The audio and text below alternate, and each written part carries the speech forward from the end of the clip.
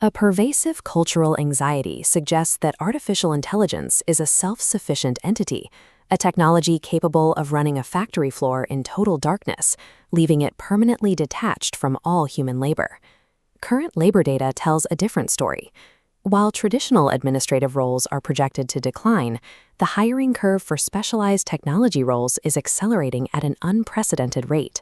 Tech companies are pouring billions into automation, yet they are simultaneously locked in a massive recruitment race for the humans needed to manage those very systems. This isn't an economic dead end, it's a massive reallocation of human capital. Automation doesn't simply remove people from the equation, it forces us towards a new set of challenges. To understand this shift, we have to view artificial intelligence as a raw computational engine, highly capable but inherently incomplete. Predicting the future of work requires identifying specific cognitive and functional zones where these engines fail without intervention.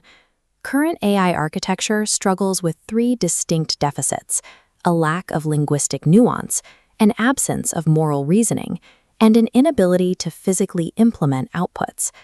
These functional limitations are the primary drivers of the new labor market. Each gap represents a specific vacancy that can only be filled by a human worker. AI models process massive datasets with ease, but they possess zero inherent understanding of human intent or the subtext of our conversations. If a powerful model is given a query that lacks context or psychological depth, the resulting output is almost always generic or functionally useless.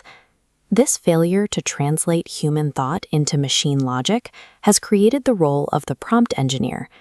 These specialists don't focus on traditional computer programming. Instead, they use linguistics, psychology, and logic to structure the queries that make these models useful. Mastering the nuances of language has become a critical technical skill, acting as the bridge between raw data and actionable insight.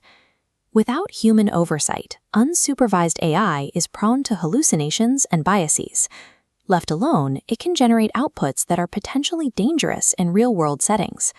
This creates a mandatory requirement for the algorithm auditor, a human guardrail designed to monitor and regulate automated systems. These roles focus on rigorous compliance testing and philosophic evaluation, ensuring that automated decisions don't lead to discriminatory or unethical outcomes. As these capabilities scale, corporate liability scales alongside them. Human oversight is no longer just a moral preference, it is a financial necessity for any organization deploying AI at scale. Even the most advanced AI model is functionally useless if it exists in a vacuum, disconnected from a company's physical infrastructure and daily workflows. We need automation architects to weave these tools into the actual fabric of the modern workplace. The architect's job is to audit legacy systems and identify repetitive tasks safe for machine efficiency. Crucially, they define no-go zones, strategic areas where the risk of error is too high, ensuring human icons remain at the center of the operation. The utility of any AI system depends entirely on the human-designed blueprint that governs how it's integrated.